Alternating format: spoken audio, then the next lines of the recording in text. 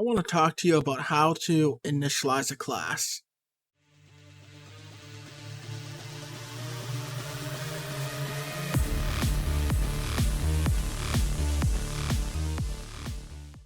Alright, so I want to talk about initializing a class and how to actually do that, purely because quite a bit recently, I've been seeing some videos, some older and some newer, and people are creating classes, which, of course, perfectly fine, you would expect it. But then people seem to be creating their own initialization or their own setup function, and then after they create the object, they immediately call this initialization or this setup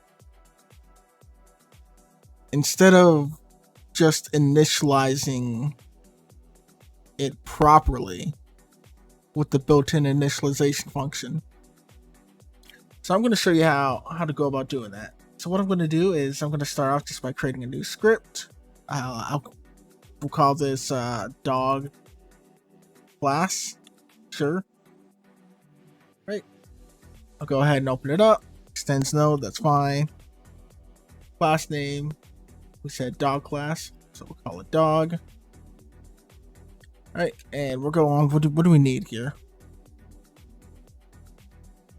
Well, we can go ahead and put some variables in here because we're obviously going to need something in order to initialize, right? So when you initialize it, you're setting some default values when an object gets created. Alright, so let's go ahead. So we're going to have, let's say a var. Alright, we're going to have a breed. That'll be a string. Next, we'll have, I don't know, we'll say dog name. Of course, that's going to be a string.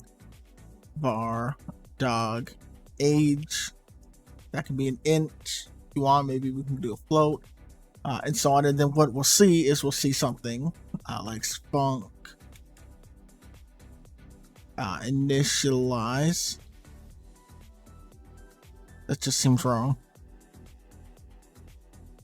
Like that. But people have something like this, right? And then they'll pass in, for example, B for the breed, right? N for the name, and then A for the age. And they'll come on down. They'll come in, they'll be like, oh yes, a breed equals B. Dog name equals N. If I can type. Right. Dog age equals A. And they'll do something like this, and they'll create their own initialization for this. And then what they'll do is, now that they have this class set up, they'll actually have, their code, their main thing that's set up. And we'll say we're going to create this inside of our ready function. They'll come in. And they'll be like, oh yeah, dog.new. And then they'll be like dog.initialize, which is not popping up there. But that comes in, right? So we'll say pitbull. I don't know, Bill, sure. Let's put that in. It's a lame dog name. And we'll say 3. Now what do we initialize on the class dog directly? Make an instance of it first. Right.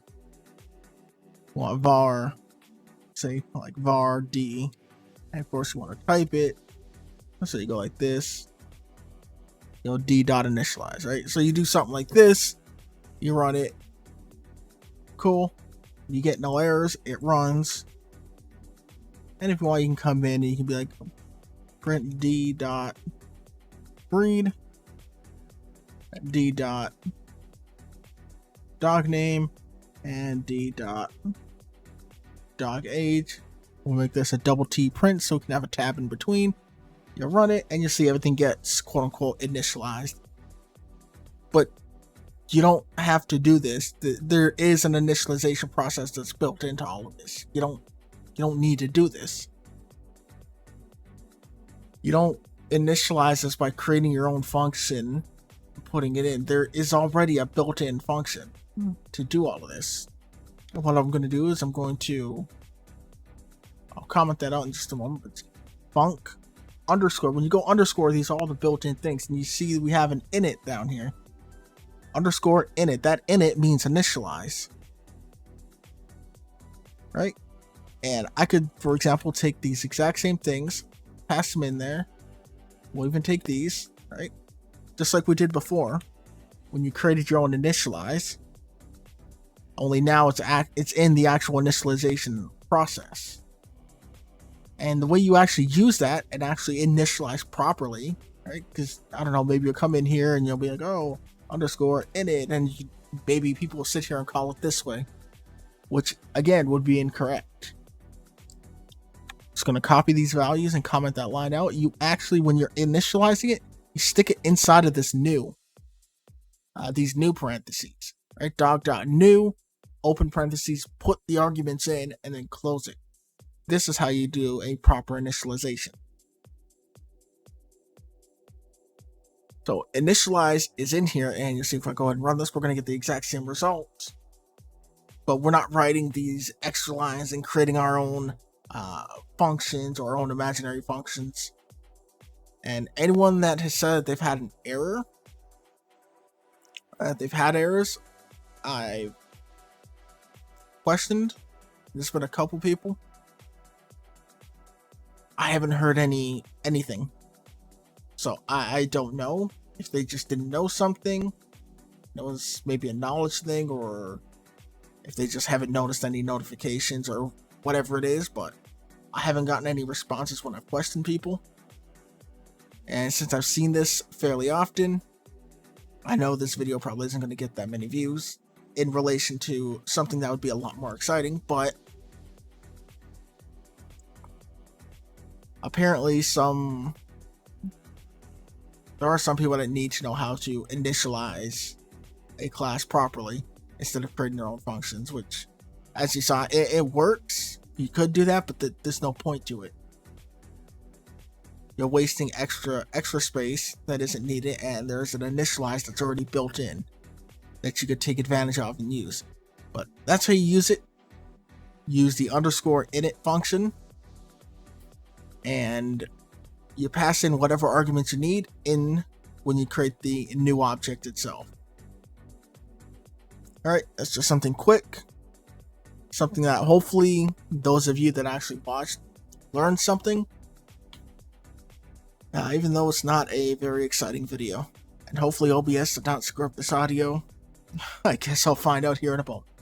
But alright, take care, and I'll see you guys next time.